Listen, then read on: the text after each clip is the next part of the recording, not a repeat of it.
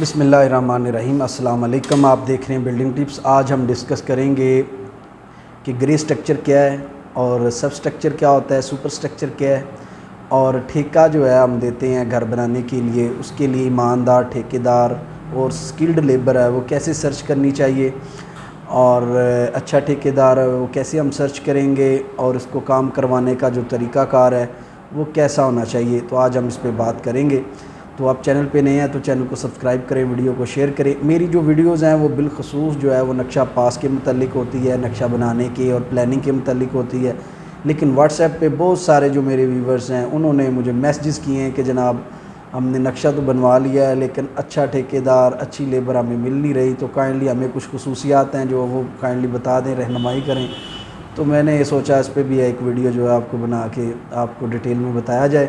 تو پیارے بھائیوں، جو سب سے پہلے اہم بات ہوتی ہے جب آپ آرکیٹیکٹ سے نقشہ بنوا لیتے ہیں، کیونکہ آرکیٹیکٹ ٹیکنیکل پرسن ہے، اس کو کنسٹرکشن کا بھی علم ہوتا ہے، ڈرائنگز کا بھی پتہ ہوتا ہے، سارا کچھ۔ جب اسے آپ نقشہ بنوا لیتے ہیں تو پھر جو آپ کا اگلا سٹیپ ہے وہ کنسٹرکشن کا ہوتا ہے۔ آپ آرکیٹیکٹ کو ہی کہیں کہ جناب کوئی اسکلڈ لیبر ہے آپ کے پاس، کوئی اچھا ٹھیکیدار، تو آپ پلیز جو ہے ہمیں دیجئے، اور اسی ٹھیکیدار کو آرکیٹیکٹ کے ریفرنس سے ہائر کر لیں، ٹھیک ہے، کیونکہ آرکیٹیکٹ کو اس کا پتہ ہوتا ہے کہ کون ہے جو ٹھیکیدار ہے، کون سا مستری جو ہے وہ ڈرائنگ کو پڑھ لیتا ہے، پڑھنا جانتا ہے، اور نقشے کے مطابق اور پلاننگ کے حساب سے جو ہے وہ کنسٹرکشن کروا دے گا، تو وہ ضرور اس کو جو ہے وہ ہائر کرنے کے لیے جو ہے وہ مالک کو دیتا ہے، ٹھیک ہے۔ تو یہ ایک ریفرنس جو ہے وہ آرکیٹیکٹ سے مل جاتا ہے اچھے ٹھیکیدار کا، ٹھیک ہے۔ دوسرا کام یہ ہوتا ہے کہ اگر آپ کہیں پہ کام ہوتا دیکھتے ہیں کسی کالونی کے اندر، ٹاؤن کے اندر، تو آپ دیکھتے ہیں کہ یہ جو مستری ہے، یہ ٹھیکیدار، یہ اچھا کام کر رہا ہے، میں اسی سے کام کروانا چاہ رہا ہوں،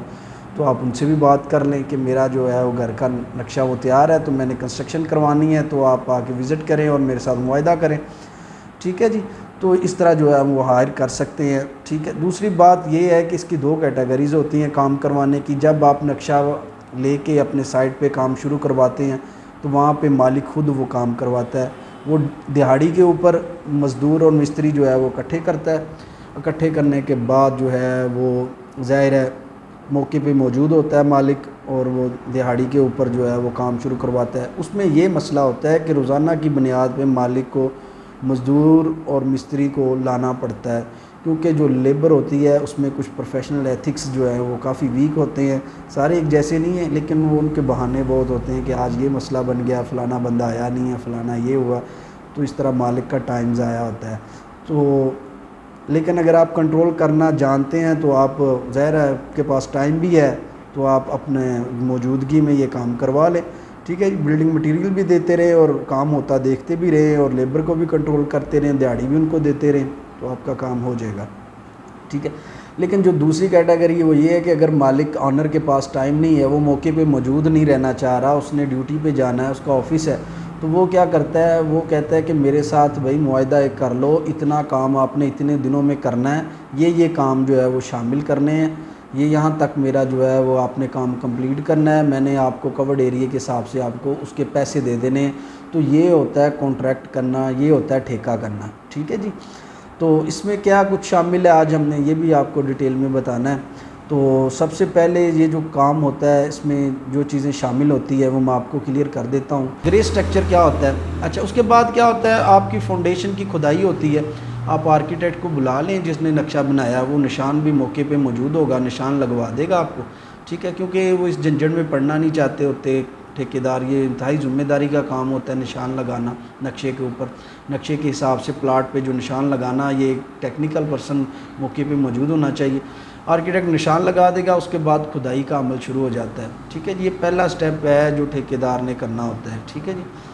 تو اس کے بعد یہ جو فاؤنڈیشن تک جو کام ہوتا ہے اس کو کہتے ہیں سب سٹرکچر، ٹھیک ہے، اور ڈی پی سی کے بعد جو بھرتی ڈال کے لوگ کام روک بھی دیتے ہیں، لیکن جو اس کے بعد جو کام شروع ہوتا ہے اسے کہتے ہیں سپر سٹرکچر، ٹھیک ہے۔ یہ دو کیٹیگریز ہوتی ہیں، بنیاد تک سب سٹرکچر ہوتا ہے، اوپر کا کام جو ہے وہ سپر سٹرکچر جو ہے اس کو کہتے ہیں، ٹھیک ہے جی۔ اس کے بعد آپ جو معاہدہ ہوتا ہے ٹھیکیدار سے وہ آپ کر لیں، اس میں کیا کچھ ہوتا ہے میں آپ کو کلیئر کر دیتا ہوں۔ گرے سٹرکچر بیسیکلی آپ کی جو بلڈنگ لک ہے وہ پلستر کی ہوئی ہو اور اس کی جو لک ہے، کلر ہے جو گرے میں نظر آئے، تو اس کو گرے سٹرکچر کہتے ہیں، ٹھیک ہے جی. اس میں کیا ہوگا آپ کا گرے اسٹرکچر میں آپ کی فاؤنڈیشن کی کھدائی ہوگی، اور یہ کوئی باقاعدہ رول نہیں ہے کہ یہ جی گرے اسٹرکچر میں یہ چیزیں شامل ہیں، یہ کوئی نہ قانون ہے. ٹھیک ہے، یہ قانون آپ نے خود بنانا ہے. جو کچھ آپ نے معاہدے میں لکھنا ہے، کتنا بھی واقف ہو آپ کا ٹھیکیدار، زبانی کلامی کبھی بھی آپ کام نہ شروع کروائیں. ہمیشہ ایک سٹامپ پہ ایک چیزیں یہ ساری پوائنٹس لکھیں اور اس پہ آپ خود بھی سگنیچر کریں، آرکیٹیکٹ کے بھی کروائیں، مالک کے بھی کروں، تو یہ پھر کام شروع کروائیں. ٹھیک ہے، کوئی ایسا رول نہیں ہے کہ کیا کچھ اس میں شامل ہے، کتنا ریٹ ہے، سارے قانون آپ نے خود بنانے ہیں. ٹھیک ہے جی. تو یہ ایک باقاعدہ کانٹریکٹ کرنا ہے، پھر آپ نے کام شروع کروانا ہے. ٹھیک ہے. تو آپ نے فاؤنڈیشن کی جو کھدائی کروانی ہے وہ 3 فٹ ہے، 2.5 فٹ ہے، جیسے بھی آرکیٹیکٹ جو ہے ریکمینڈ کرتا ہے اس حساب سے سائٹ کے ایز پر سائٹ ہوگا یہ. ٹھیک ہے. اس کے بعد آپ کی جی جو فاؤنڈیشن کی چنائی شروع ہو جاتی ہے، یہ بھی گرے اسٹرکچر میں شامل ہے.